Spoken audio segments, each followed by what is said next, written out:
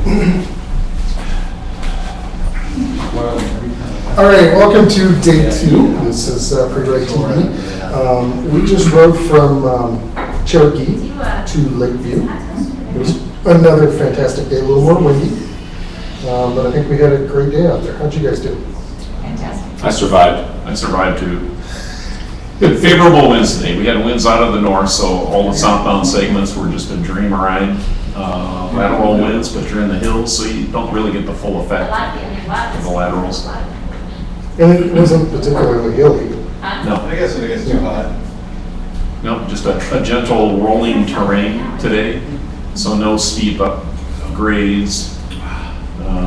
Just the kind of stuff, just find that pace that works for you, and you won't even know the hills are there. So right now we're live from the Boulders Inn. We have a studio audience that for the first time in our show, and this is We're going to keep it gallery. so it must be one of our best shows that it's going to happen. Let's talk about the day. Where did we start? What was that first town? Cherokee, and then we went to Aurelia. Yeah. At the Mud on Main coffee shop. Fantastic breakfast sandwich called The Wedge. The Wedge. Delicious. The Wedge is worthy. So egg, Canadian bacon, some sort of flatbread. It was Eggs, but they also had a veggie version. Very nice. Yep. Right on the south edge of town, south edge of Main Street. Check it out. It's really good.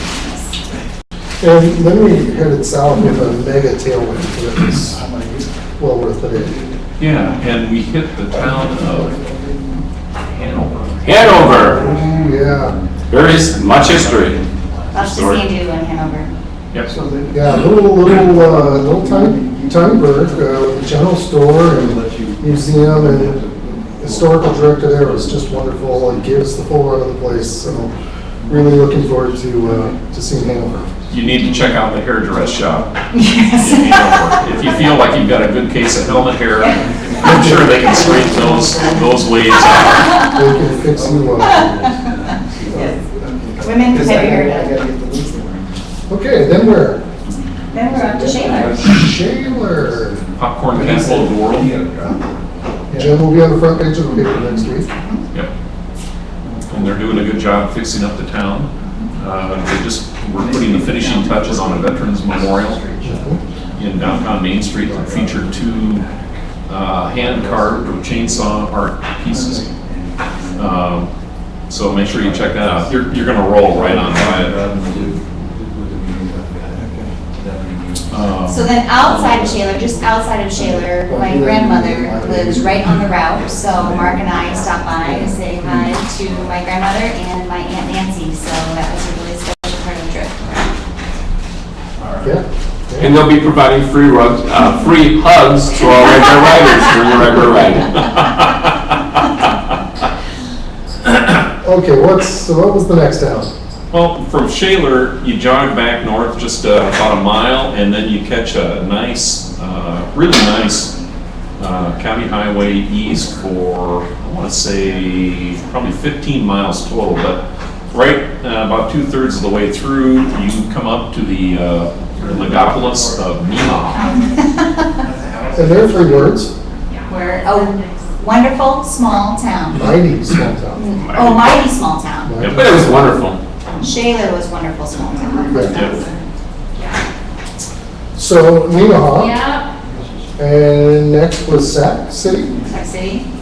We had lunch at Captain's there. Fantastic lunch at the Captain's right there on the main street there. They won the Iowa Burger Championship a few years ago, so Yeah. Their specialty was the mushroom and Swiss burger, which I partook of at lunch, and it is worthy. yeah. You are a burger aficionado. Good stop. And then we had about 10 miles south to here. We should not forget the world's largest popcorn ball. Yes. Sac City. Which Top of the hill. Oh, which Randy and I are modeling Sac City's t-shirts. Got balls? Popcorn balls. They're having a lot of fun in Sac City. I think they're going to have a great time. Yep. So then I had about 10-mile little trip, and then suddenly you see this great big beautiful lake in Lakeview. And if it's a hot day, you'll be tempted to keep going straight right into the lake view. Right off the pier. Right off the pier. So it's a fun little town. Yep, it'll be a wonderful place. I'm sure the beaches will be open. And you can cool your toes off in a nice Iowa lake at the end of the day. Job well done. Road surfaces today, not much to worry about. A little bumpy in the stop spot. Yeah, there was one stretch going down to Hanover, which is about a mile stretch where you got the traditional thump on the asphalt. But if you go on the correct portion of the road, you won't miss much of that. Yeah. Guess which part that is? I guess I would just counsel riders pushing off in Cherokee. You're going to be all over the city. Just remember that you're going to be doing a lot of either dropping down hills or climbing hills, and there are road cracks present, so just keep the ever-present eyes open, because there'll be a lot of merging bike traffic, and once you get settled in out in the country, roads are great. Beautiful views coming out of Cherokee. Yeah, make sure you take some time at the top of the hills and check the vista views out. You can literally see for miles up there. We shoved off around 6:30 or 7 o'clock this morning, and we hit a nice sunrise on the top of the hill. The sun was up, but I mean it was a pretty neat sun. Well, let's throw out any big recaps for today that we didn't forget to, or that we didn't remember to mention. Anything on today? Good. Tomorrow? Well, traffic, we had some truck traffic, but we hope that some of that's taken care of by the time RAGBRAI gets through on it. They have some Highway 20 construction that will get taken care of. They will. How's tomorrow look? Where are we going? Lakeview to Webster City. Yep. Tomorrow is basically all east. As soon as I can find it on the map here. Next page. Next page. In my pocket. We've got a little drop south, and then it's probably 60 miles due east. We're going to be on Highway 175. So the nice thing about tomorrow, though, is we'll have towns not only every 5-6 miles. 81.2 miles Yep. for tomorrow. And tomorrow's the Century Loop, correct? Yep, so your major climb tomorrow is going to be coming out of Lehigh. Actually, you'll drop going into Lehigh, and then coming out of Lehigh, you've got a stiff little climb coming out of that. A few miles down the road, you're going to traverse another watershed, and you'll have another climb, and then it should be smooth sailing down to Webster City. If you do the Century Loop, you've got an additional, I believe, 23 miles on the loop. And you're going to do 2 traverses of the Des Moines River Valley. The first one you do coming into Stratford is a gentle drop down into the valley and a gentle climb out of the valley. The second one coming out of Stratford, I think it's 3 miles east or west of Stratford.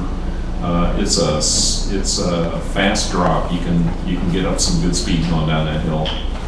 And likewise on the other side is an equally steep hill, waiting to embrace you with open arms. You'll end up the loop in Dayton, so you can take a break there. And I understand they've got some pretty good festivities in Stratford. 1,657 feet of climb, if the profiler can be believed. No, you can't. Which would be the least amount of climb for the week. This will be our flattest day of the week, so Yeah. hopefully we make good time because we've got a lot of towns and a lot of miles to cover. Yep. Strong wind from the west would push us all the way into town. Yep. That's what we're looking forward to. Okay. All right, anything else? All right, we're going to sign off for today, day 2 of Pre-Write TV. And we'll see you tomorrow afternoon with a new version. Yep. All right, see you, everybody. Right? Peace. Good night. Yeah, tree. Tree.